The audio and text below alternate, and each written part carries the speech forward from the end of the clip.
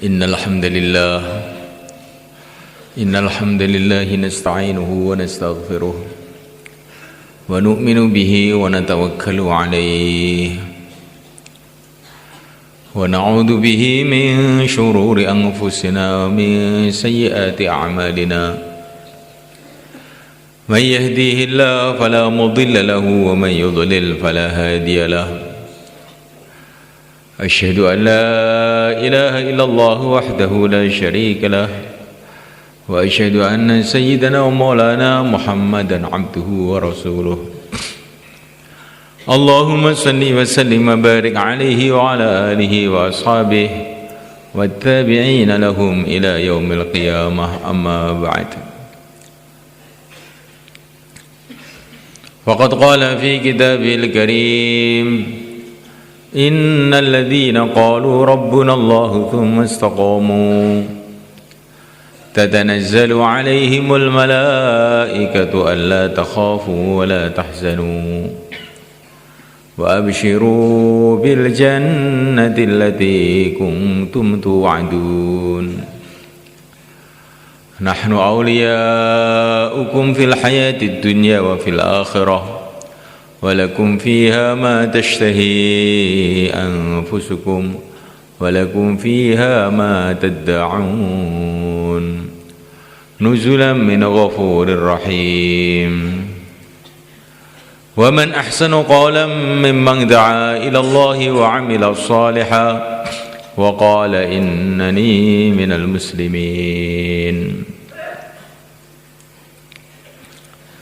ولا تستوي الحسنة ولا السيئة ادفع بالتي هي أحسن فإذا الذي بينك وبينه عداوة كأنه ولي حميم وما يلقاها إلا الذين صبروا وما يلقاها إلا ذو حظ عظيم. Hadirin yang dimuliakan Allah SWT, Allah Subhanahu wa Ta'ala lah yang telah mendatangkan kita ke dunia ini. Kita dulu tidak ada, kemudian Allah datangkan kita ke dunia ini. Dan insya Allah tidak akan lama lagi Allah akan keluarkan kita dari dunia ini. Sudah menjadi keputusan Allah, siapa yang didatangkan oleh Allah ke dunia ini harus meninggalkan dunia ini satu saat, mau atau tidak mau. Orang kaya ataupun orang miskin, pejabat atau rakyat, orang buta huruf maupun orang cerdik pandai, orang sehat maupun orang sakit, orang yang mau mikir atau orang yang tidak mau mikir, orang yang cinta dunia maupun yang tidak cinta dunia, kalau sudah waktunya pasti harus meninggalkan dunia. Qul innal mauta alladzi tafirruna minhu fa innahu mulaqikum. Katakanlah sesungguhnya kematian yang kamu lari dari kematian itu akan berjumpa dengan kamu juga. Tidak ada yang bisa mengelak. Hadirin dimulakan Allah Ta'ala, Allah lah yang telah mendatangkan kita ke dunia ini. Dan Allah sudah ambil keputusan, kita pasti akan meninggalkan dunia ini. Dan kalau kita meninggalkan dunia ini, tidak boleh membawa walaupun kerikil satu, nggak boleh dibawa. Maka dunia ini bukanlah sesuatu yang bisa dimiliki,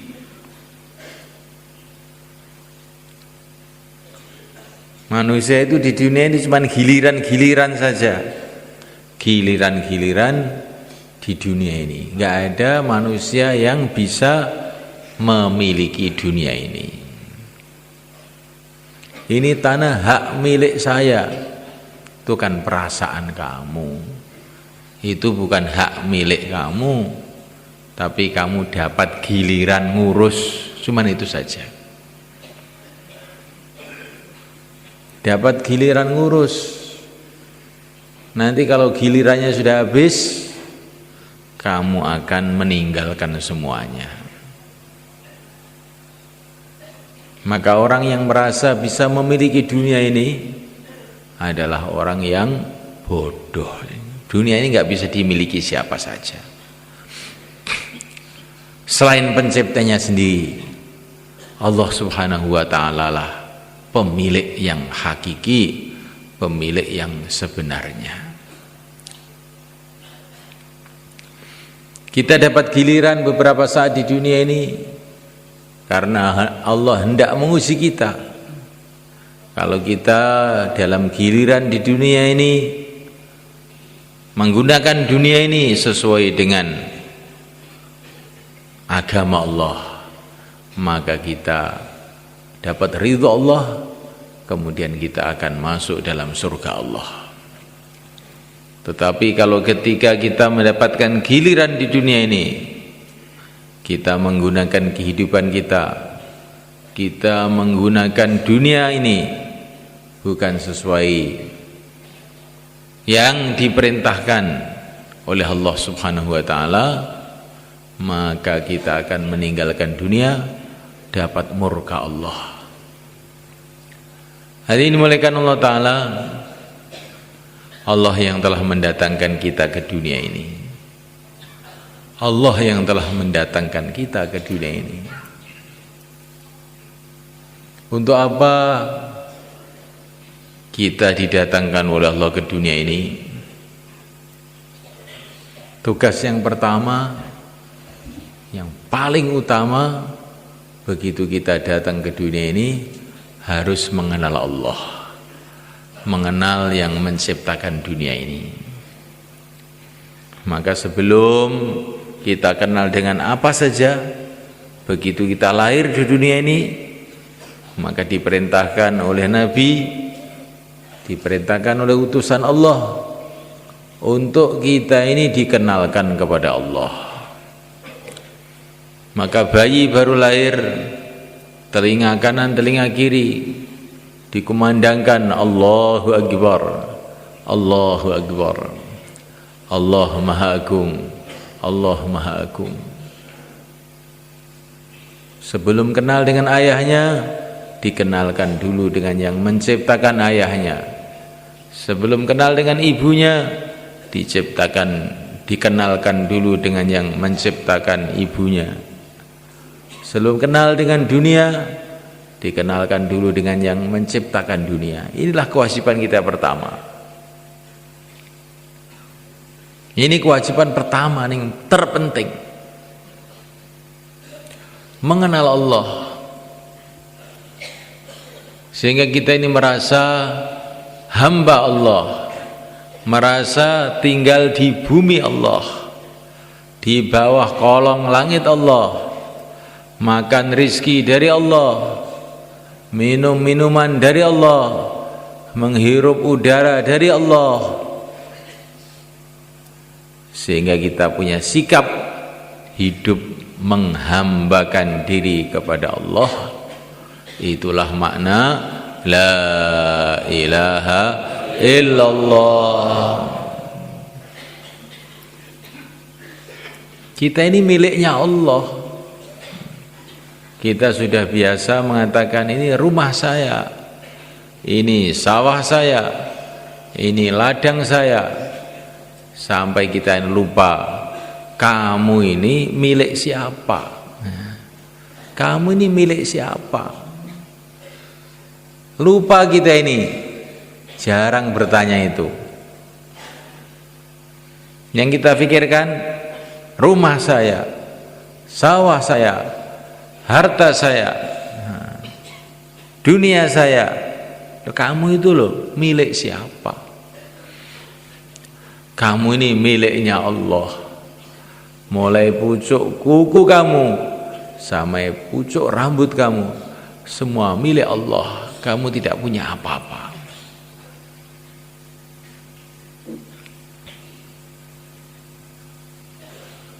Pernah menciptakan apa kamu di alam semesta ini? Kamu tidak pernah menciptakan walau sebutir pasir. Kamu tidak pernah menciptakan walaupun setetes air. Kamu tidak pernah menciptakan walaupun selembar rambut, sepotong kuku. Kok sekarang kamu itu merasa ini punya saya, ini punya saya. Ini adalah satu kelalaian yang besar. Kita ini miliknya Allah. Kita ini hambanya Allah.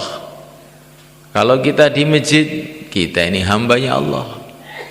Kalau kita di pasar, kita ini juga hambanya Allah.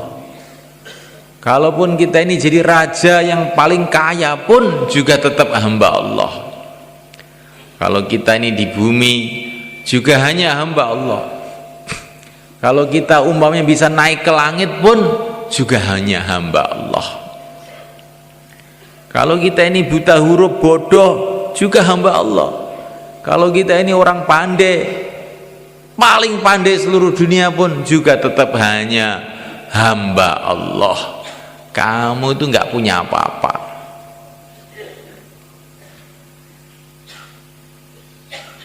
Maka kalau orang itu cerdas, kalau orang itu mau berpikir, di rumah yang dipikir bagaimana menghambakan diri, bagaimana taat kepada Allah, di sawah yang dipikir bagaimana menghambakan diri kepada Allah, di mana saja saya ini hamba Allah, di mana saja di bumi Allah, di mana saja saya perlu kepada bantuan Allah, setiap detik, setiap menit saya perlu dengan Allah, maka setiap detik, setiap menit saya harus ingat kepada Allah, tunduk kepada Allah, taat kepada Allah, la ilaha illallah.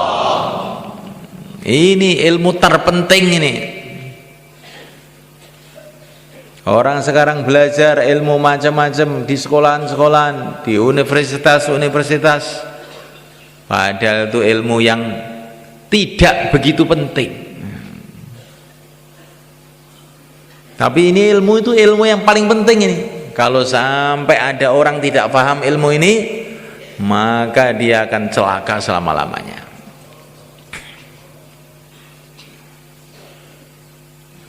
Ilmu mengenai keagungan Allah, ilmu yang membuat dia merasa dia ini hamba Allah, ilmu yang membuat dia ini merasa sebagai miliknya Allah, tidak bisa apa-apa tanpa Allah, sehingga siang malam taat kepada Allah. Ini ilmu yang terpenting. Maka seorang ulama menggambarkan pada waktu liburan tahunan, maka anak-anak pelajar, mahasiswa dari berbagai-bagai fakultas telah pergi liburan naik kapal pesiar. Nakodanya, sopirnya kapal itu orang kampung, orang Temboro yang nggak pernah sekolah. Sedangkan penumpangnya orang pinter-pinter, ada yang doktor, ada yang profesor, ada yang ahli ini, ahli itu, macam-macam lah. Akhirnya mereka berlayar naik kapal menuju ke lautan lepas, ke tengah lautan. Maka anak-anak muda, mahasiswa-mahasiswa tadi bertanya kepada nakoda, sopirnya kapal itu, "Mbah, pernah sekolah, Mbah?" "Tidak." Pernah belajar kedokteran? Tidak. Matematika, apa itu nak? Sama sekali saya baru dengar ini, apa itu mati-matian itu? Maka anak-anak muda itu tertawa semua. Mbah, kamu ketinggalan zaman. Hidup kamu sia-sia. Tetapi nakoda kapal tadi diam-diam saja. Awas ya kamu dalam hati itu. Maka terus kapal berjalan di lautan lepas.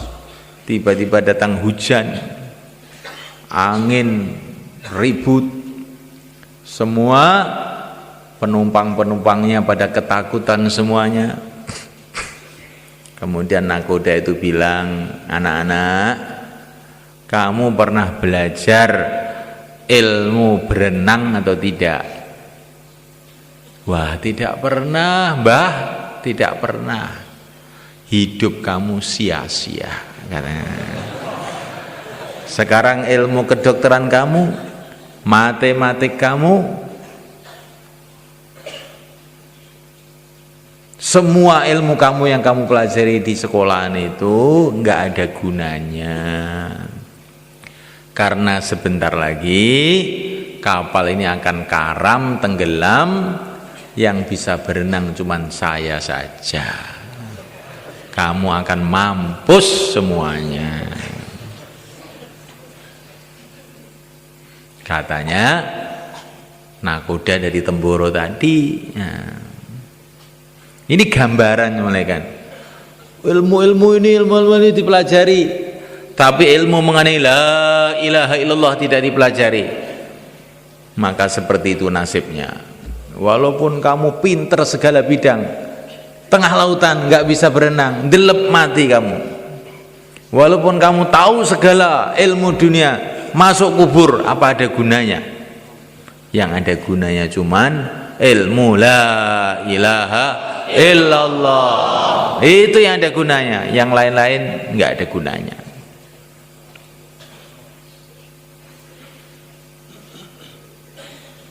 Saya punya ijazah S3, S4. Iya, bagus. Tapi kamu la ilaha illallah paham apa enggak? Kalau ini enggak paham betul, enggak mantep betul, semua ilmu kamu tidak ada gunanya. Kalaupun ada gunanya, cuman beberapa saat di dunia saja. Hadirin dimulakan Allah Ta'ala, inilah yang harus dipahami oleh seluruh manusia. Kewajiban yang harus diusahakan oleh seluruh manusia mengenal Allah.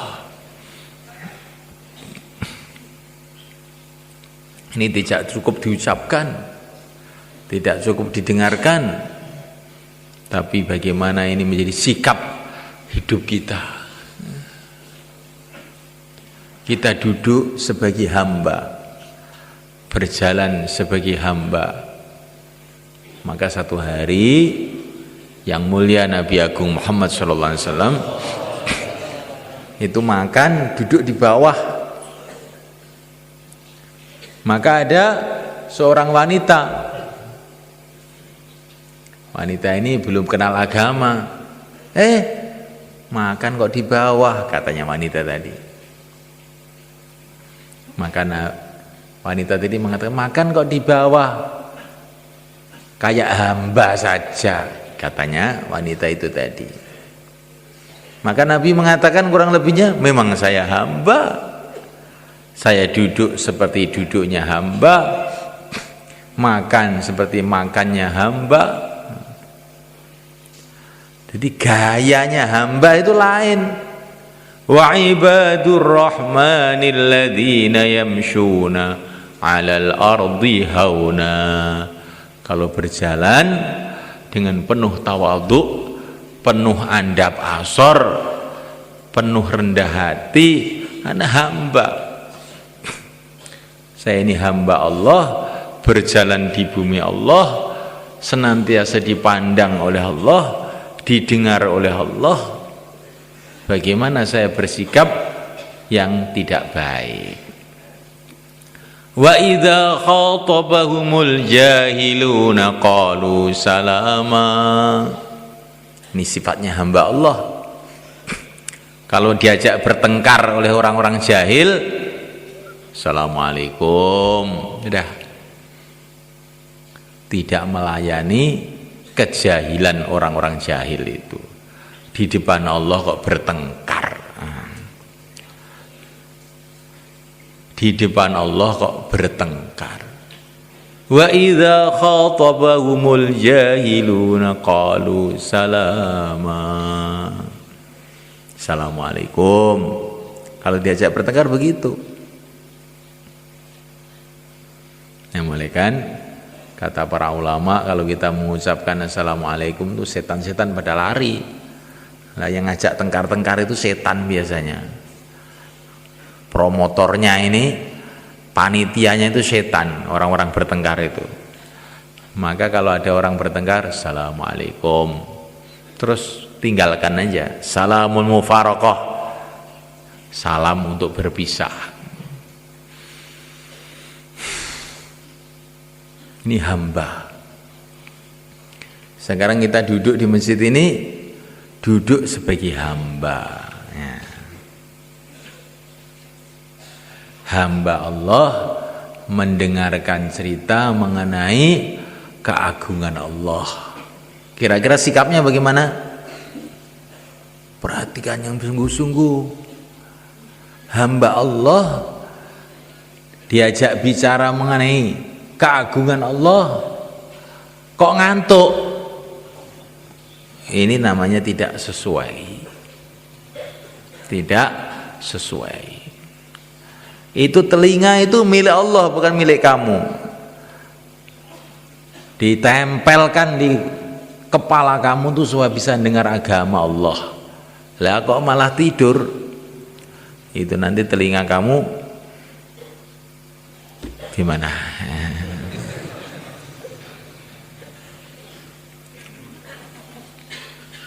Jadi semelainkan Allah SWT duduk sebagai hamba, kayak sholat, berdiri menundukkan kepala, ruku, sujud. Sholat itu melupakan pengejawantahan. Nah, realisasi, menampakkan bahwa kita ini betul-betul hamba. Berdiri, menunduk, ruku, sujud, merengek-rengek, berdoa. Lah yang dikehendaki bukan hanya waktu sholat saja, kita ini merasa sebagai hamba. Di luar sholat pun kita hamba Allah. Dimanapun kita adalah hamba Allah. Maka dimanapun kita pakai adab yang telah diajarkan oleh Allah melalui utusan Allah Nabi Agung Muhammad SAW.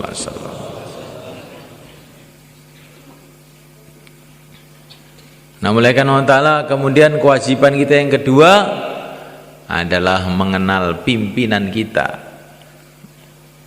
Allah telah memberikan kepada kita ini pimpinan yang sebaik-baiknya pimpinan.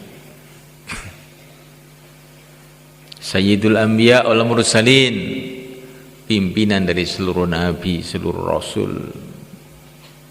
Kita harus kenal. Orang kalau nggak kenal pimpinannya bagaimana?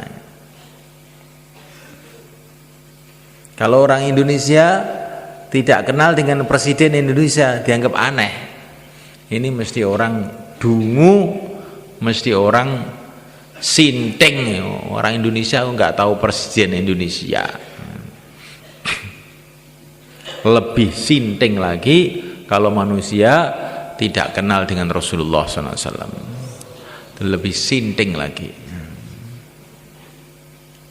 Kalau tidak kenal dengan pimpinan Indonesia, itu ya risikonya itu cuman kecil di dunia ini saja. Tapi kalau tidak kenal dengan Rasulullah sallallahu alaihi wasallam, resikonya celaka selama-lamanya. Ya harus ini. Memuliakan Allah SWT. Setelah kenal dengan pimpinannya, ikuti kehidupan dia. Ikuti arahan beliau. Ini kewajiban kita nih. Allah telah memilih untuk kita sebaik-baiknya Nabi, sebaik-baiknya Rasul, yang punya berjuta-juta keistimewaan, bukan beribu-ribu, berjuta-juta, bahkan lebih dari itu. Nabi ini punya keistimewaan yang tidak bisa kita hitung. Kita tahu keistimewaan Nabi Musa, bagaimana mukjizat-mukjizatnya Nabi Musa, sehingga Fir'aun dan seluruh pasukannya tenggelam ke laut kayak tikus. Bagaimana kita tahu mukjizat-mukjizatnya Nabi Ibrahim, sehingga api pun jadi sejuk dan menyelamatkan. Bagaimana kita tahu mukjizat-mukjizatnya Nabi Soleh, batu pun keluar unta. Kita tahu mukjizatnya Nabi Nuh, dengan doanya seluruh orang kafir seluruh dunia habis. Ini seluruh nabi-nabi, seluruh rasul-rasul yang hebat-hebat ini semua, itu perlu dengan syafaatnya yang mulia Nabi Agung Muhammad SAW. Dan semua nabi-nabi ini ketika diangkat menjadi nabi, dikasih tahu oleh Allah, kamu saya angkat jadi nabi, tapi kamu harus ingat, kalau Nabi Muhammad saya utus, kamu jadi makmum saja. La tu'minan nabi wa la tangsurunnah, la tu'minun nabi wa la tangsurunnah. Kamu harus iman jadi pengikutnya Rasulullah SAW. Terus bagaimana keistimewaan Rasulullah itu? Sudah, ini repot dibicarakan. Ini perlu, apalagi ini bulan Rabiul Awal. Pantas seluruh orang Islam itu bergembira ria, karena ini hari bulan kelahiran yang mulia Nabi Agung Muhammad SAW. Perlu diingat-ingat ini, perlu diperingati. Dan memperingatinya macam-macam cara, tapi ya cara yang paling bagus keluar 4 bulan, insyaallah kan. Ini tanda cintanya kepada Nabi.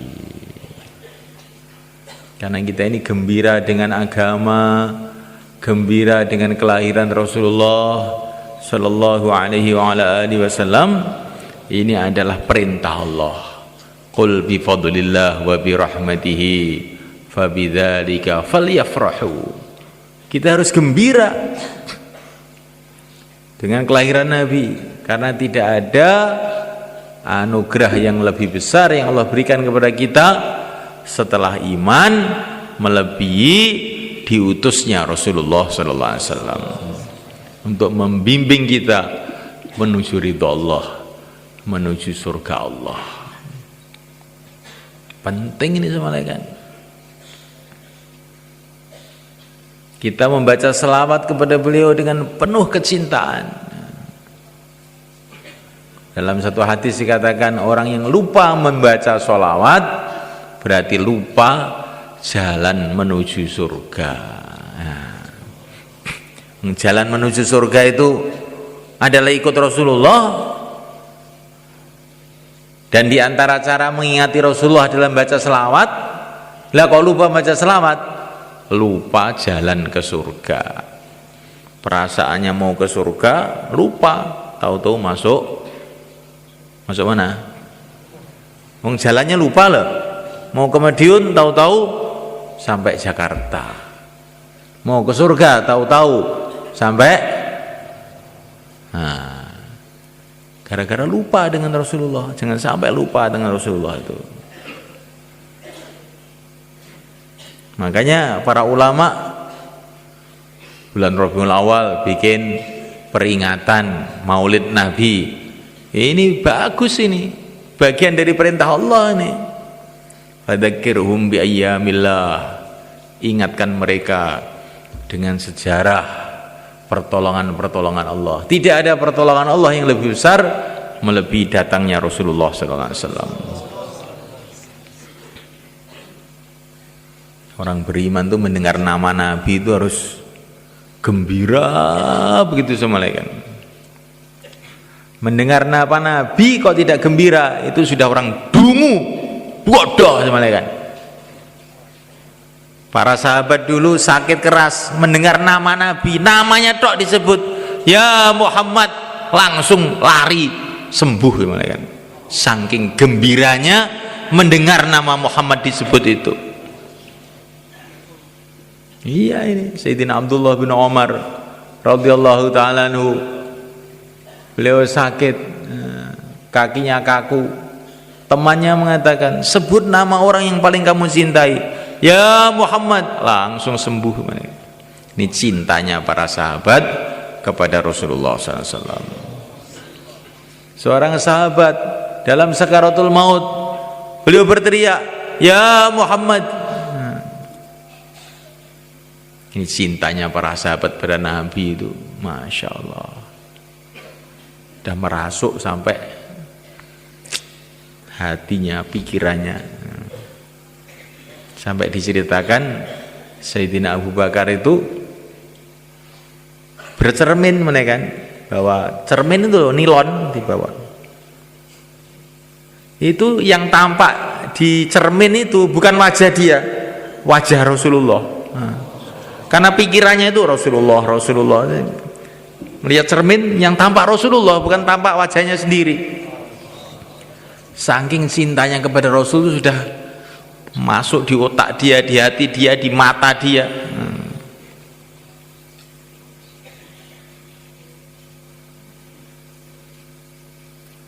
Nah ini semula kan kita renungi.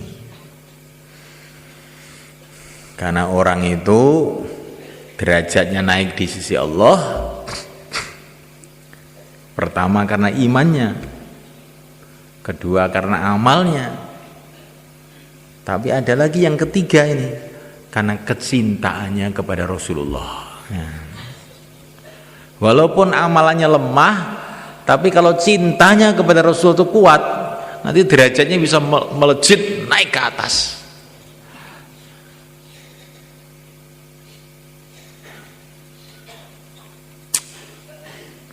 Semoga termasuk kita semua. Cinta kepada Rasulullah, akhirnya cinta kepada sunnah-sunnahnya, cinta kepada perjuangannya, cinta kepada umatnya, cinta dengan segala sesuatu yang berhubungan dengan Rasulullah, termasuk cinta kepada ilmunya Rasulullah. Akhirnya senang taklim, senang ngaji. Ilmunya orang barat yang kepet kafir dipelajari siang malam, ilmunya Rasulullah enggak dipelajari. Ini adalah orang yang keliru.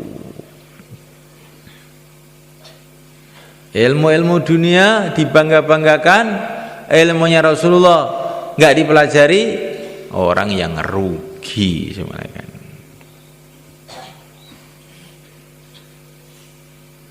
Ilmu dari sekolahan dipelajari, ilmu dari Sidratul Muntaha di atas langit ketujuh tidak dipelajari, betul-betul rugi.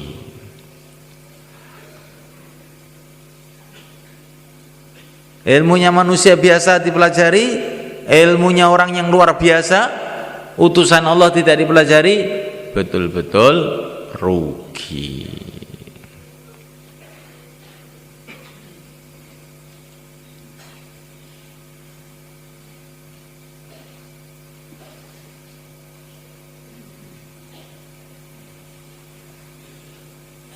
Assalamualaikum.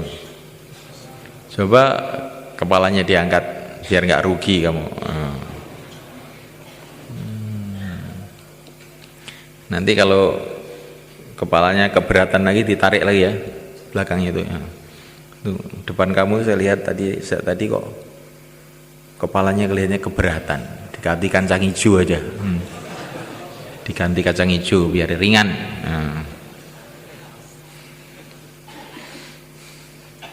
Mau diganti kacang hijau? Tidak mau, diangkat. Saya ini kalau bayan ada orang ngantuk itu langsung hilang konsentrasinya.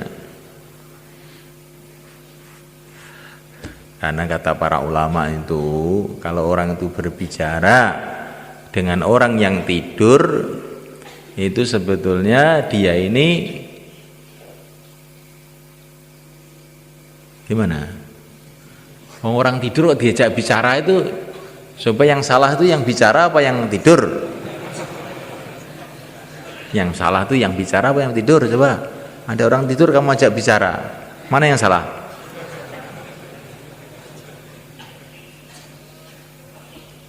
Nah, kelihatannya kok salah semua. Jadi semulaikan Allah SWT, inilah kewajiban kita yang kedua, mengingati Rasulullah, mengikuti Rasulullah.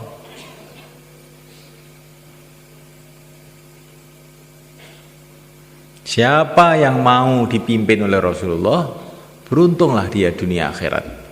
Kalau tidak mau dipimpin Rasulullah, oleh Allah akan diserahkan, ini sudah saya kasih pimpinan, sebaik-baiknya pimpinan, kok nggak mau dipimpin, maka oleh Allah akan diserahkan kepada pimpinan yang buruk, yang kejam, yang jahat, yaitu iblis laknatullah alaih. Jadi orang itu kalau nggak mau dipimpin Rasulullah, akhirnya dipimpin iblis.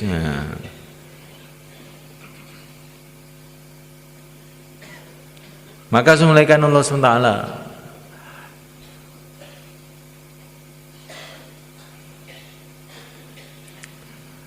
tidak ada jalan menuju ridha Allah SWT selain jalan yang ditunjukkan oleh Allah sendiri, yaitu jalan yang dibawa Rasulullah SAW. Dan Rasulullah telah menyampaikan jalan ini kepada sahabat-sahabat beliau. Dan para sahabat telah menyampaikan jalan ini kepada orang-orang setelahnya. Terus turun-temurun para ulama-ulama. Nah, ini sudah janji daripada Allah untuk nabinya. Tidak ada nabi lagi setelah baginda Muhammad sallallahu alaihi wasallam. Tapi akan senantiasa ada di kalangan umat ini yang membawa ilmunya Nabi, perjuangannya Nabi terus akan ada, berganti-ganti, bergilir-gilir sampai kiamat. Yakhlufu hadzal ilma min kulli khalfin uduluhu, akan senantiasa ada yang membawa ilmunya Nabi itu terus sampai kiamat. Jadi umat ini beda dengan umat-umat dulu. Umatnya Nabi Musa, ditinggal Nabi Musa terus pada rusak semua sampai datang Nabi Isa, sampai datang nabi-nabi setelah itu baru diluruskan. Kalau umat ini nggak ada nabi lagi, nggak ada rasul lagi, tapi Allah senantiasa membangkitkan orang-orang untuk meluruskan umat ini. Maka dalam hadis-hadis itu sudah dijelaskan mulai kan, akan lahirnya Al-Imam Asy-Syafi'i itu sudah ada hadisnya itu di Hilyatul Auliya itu, karangannya Al-Hafidz Al-Asbihani, sudah ada ceritanya itu. Akan lahirnya Al-Imam Malik, sudah ada ceritanya itu. Maksudnya supaya umat ini tidak kecewa, wah sudah nggak ada nabi lagi, nggak ada rasul lagi, terus bagaimana? Oh, walaupun nggak ada nabi lagi, nggak ada rasul lagi, akan ada terus orang-orang yang menegakkan agama dan membawa ilmu agama ini turun temurun sampai kiamat. Semoga kita, anak cucu kita dipilih oleh Allah. Jadi ada terus itu. Kalau zaman dulu Nabi wafat, ganti Nabi lagi, Nabi wafat, ganti Nabi lagi. Kalau ini umat ini enggak, umat yang dia selalu bangkit. Jadi kalau kita nggak mau bangkit, bukan terus perjuangan umat ini mandek, enggak. Allah akan membangkitkan orang lain. Wa in tatawallau yastabdil qauman ghairakum tsumma la yakunu amsalakum. Kamu enggak mau, Allah akan gerakkan orang lain. Allah punya makhluk banyak. Maka kita ini mengamalkan agama, memperjuangkan agama itu dengan syukur. Allah pilih saya untuk mengamalkan agama. Jangan merasa berjasa. Saya sudah berjasa mengamalkan agama. Jangan bilang begitu. Allah tidak perlu jasa siapa saja. Allah tidak perlu siapa saja. Kita ini dapat jasanya Allah, bukan kita berjasa kepada Allah. Yamunnuna 'alaika an aslamu qul la tamunnu 'alayya islamakum balillahu yamunnu 'alaikum. Nah, ada orang-orang yang merasa berjasa kepada Nabi karena mereka masuk Islam. Kamu jangan merasa berjasa, Allah lah yang telah berjasa kepada kamu. Kamu dikasih hidayah masuk Islam. Alhamdulillah. Jadi amal itu dengan syukur gitu semuanya kan. Jangan amal dengan melerut, cemberut, males.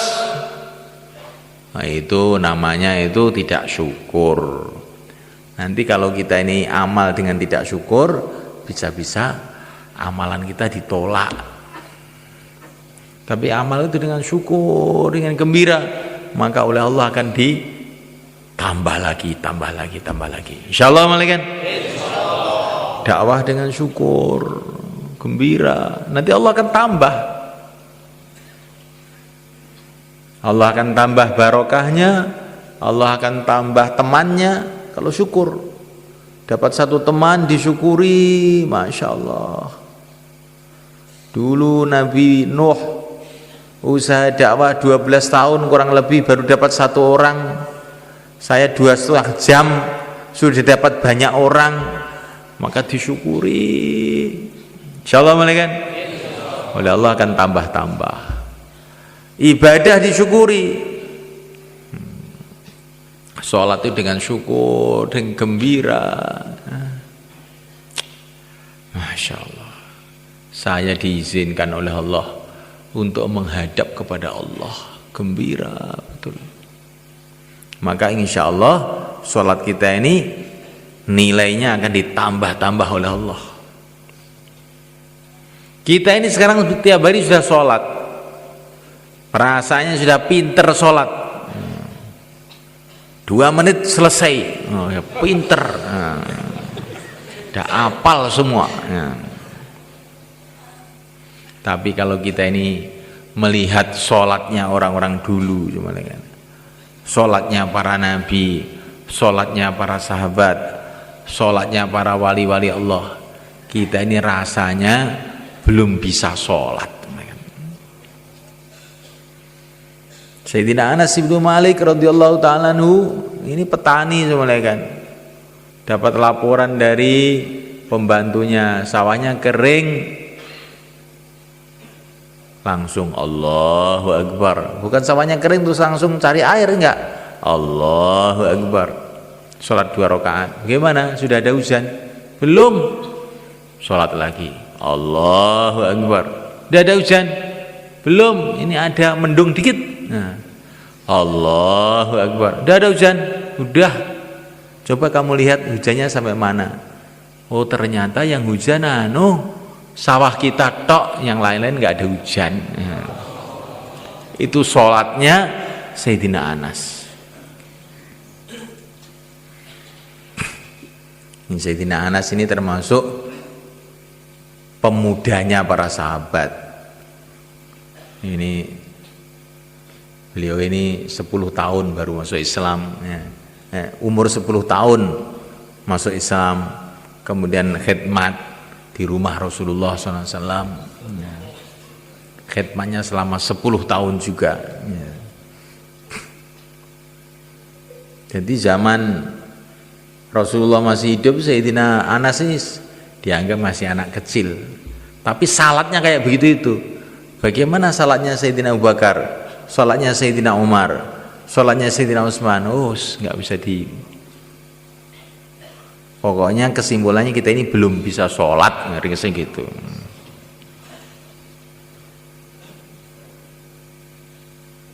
Saya sejak kecil sholat kok belum bisa sholat gimana? Iya, sholat kalau diukur sholatnya sahabat, diukur sholatnya para orang-orang soleh dulu, ya kita ini belum bisa. Kalau diukur dengan anak TK, ya sudah pinter, kita ini guru TK, udah pinter, 2 menit selesai. Kita renungin malaikat. Dakwah saya itu sudah 4 bulan ya, sudah pengalaman saya itu dakwah. Ya itu kalau diukur orang zaman sekarang yang tidur aja di rumah memang sudah pengalaman 4 bulan. Tapi kalau dihitung dengan Nabi Nuh yang 950 tahun, kelihatannya kok belum pengalaman kelihatannya. Jadi semalakan Allah Ta'ala kita ini harus pikir tuh meningkat. Jangan sudah merasa puas. Orang itu kalau sudah merasa puas, ngantuan itu tandanya puas. Iya, saya sudah tahu semua, nggak perlu dengar saya. Nah ini, sedangkan yang mulia Nabi Agung Sallallahu Alaihi Wasallam senantiasa berdoa, Robbi zidni ilma, ya Allah tambahilah aku ilmu, tambahilah aku ilmu. Ya Rasulullah yang pengalaman sudah melebihi para nabi, melebihi para rasul, melebihi para malaikat, masih merasa kurang. Lah kita ini lo taunya apa? Kok sudah merasa cukup sehingga ngantuk saja? Ya nggak semuanya kan? Ya.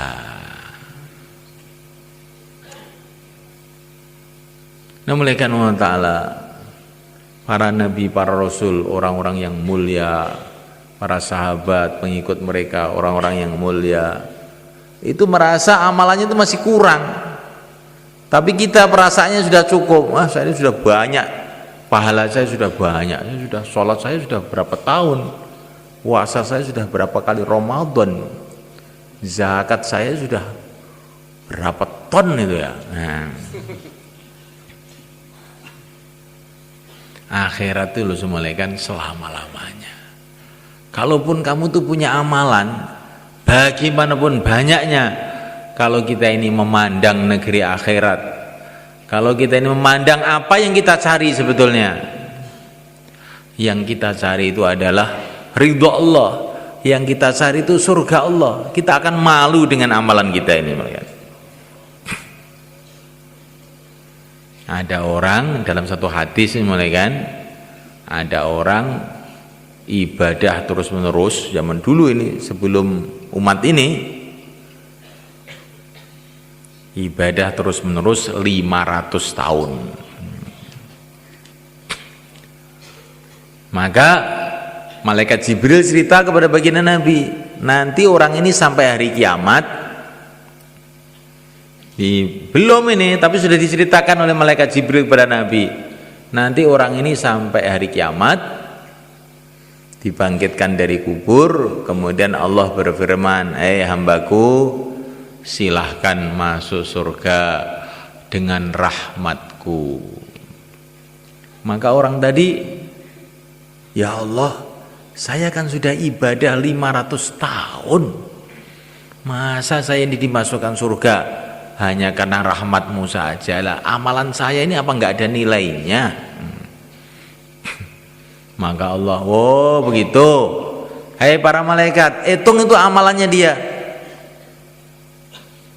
Maka dihitung, amalannya 500 tahun, ternyata tidak cukup untuk membayar nikmat mata. Belum telinga ini, mata tok ini belum cukup. Loh, mata itu mahal semuanya kan. Kalau orang itu matanya rusak, buta, dia suruh bayar uang 1 miliar pun siap. Kalau punya loh ini, supaya matanya bisa melek lagi. Betul nggak malaikat? Oh, mata ini mahal. Gara-gara mata kita masih sehat aja kita nggak tahu. Coba kalau matanya udah redup dan kamu punya uang 1 miliar, bayar 1 miliar, mata kamu melek lagi, sehat lagi. Iya, saya siap. Kalau nggak siap, gara-gara nggak punya duit, nggak sehat. Nah itu ibadah 500 tahun, ternyata untuk membayar matanya saja nggak cukup. Maka Allah berfirman, ternyata ibadah kamu nggak cukup untuk bayar mata saja, telinga belum kamu bayar, yang lain-lain belum kamu bayar, sekarang silahkan masuk neraka. Maka dia berteriak, ya Allah, ampuni saya ya Allah, masukkan kami ke surga dengan rahmatmu. Oh ya, silahkan masuk surga dengan rahmatmu. Kamu itu sebenarnya orang baik, tapi kok ada sombongnya kamu itu. Kurang lebihnya itu begitu. Jadi kita ini walaupun amal mamanya 500 tahun pun nggak ada apa-apanya dibanding yang ingin kita beli, yaitu surga Allah. Jangan merasa sudah cukup, nggak ada apa-apanya itu. Kita ini seperti orang mau beli mobil Mercedes baru, bawa uang 5 rupiah. Pergi ke toko mobil, saya punya uang 5 rupiah mau beli mobil baru Mercedes. Tapi memang tukang tokonya tadi yang menjaga toko orang baik, oh bagus, silakan. Sebetulnya Pak, uang 5 rupiah itu untuk beli lapnya saja tidak boleh. Masa? Iya. Tapi saya ini menghargai kamu, ya sudahlah, gratis, silahkan bawa pulang mobil. Lah surga itu seperti itu semuanya kan. Lah surga itu kerikilnya aja lebih mahal dari dunia seisinya. Kok kamu bayar 4 bulan itu apa ya. Kamu bayar dunia seisinya itu belum dapat kerikil 1 di surga. Itu kerikilnya, belum sungai-sungainya, belum istana-istananya, belum bidadari-bidadarinya, belum kedudukannya bersama wali-wali Allah. Oh, kok bisa merasa banyak itu bagaimana itu? Nah, malaikat Allah Ta'ala, kita amal itu dengan syukur, dengan gembira, dan kita merasa amal kita ini belum apa-apa dibandingkan yang kita cita-citakan. Untuk bikin jembatan itu di depan itu semuanya kan, dari sebelah timur ke sebelah barat ada jembatan itu beberapa ratus juta itu. Nah untuk bikin jembatan dari padang mahsyar menuju surga, siap berapa bayar? Untuk bikin jembatan dari padang mahsyar menuju surga, mau bayar berapa kamu? Jembatan terangkil saja ratusan juta. Jembatan menuju surga kok nggak mau bayar, itu bagaimana? Jadi semuanya Allah SWT, ini perbandingan ini maksudnya bukan mau membanding-bandingkan, tapi supaya kita ini ada semangat untuk meningkatkan usaha akhirat kita ini. Insyaallah malaikat. Hari berganti hari, bulan berganti bulan, tambah dekat kita kepada akhirat. Rasulullah sudah menunggu kita di sana. Ana faratukum alal haud, kata Nabi, saya tunggu kamu di telaga Kautsar. Nabi sudah menunggu kita, para sahabat menunggu kita, mbah-mbah kita menunggu kita. Orang itu kalau sudah ditunggu, bagaimana? Tidak merasa tenang, duduk tidak tenang, makan tidak tenang, tidur tidak tenang, karena merasa sudah ditunggu. Dan yang nunggu bukan biasa, yang nunggu Rasulullah sallallahu alaihi wasallam. Lah supaya kita ini bisa Jumpa di sana bagaimana? Ikuti jalannya Rasulullah. Jalannya Rasulullah itu apa? Qul hadhihi sabili ad'u ila Allah. Jalannya Rasulullah adalah kita ceburkan diri kita ini dalam perjuangan dakwah. Insyaallah malaikat. Kalau kita ceburkan diri kita dalam perjuangan dakwah yang merupakan jalan hidupnya Rasulullah, insyaallah nanti bertahap-tahap, tambah hari tambah dekat dengan Rasulullah di sana. Insyaallah malaikat.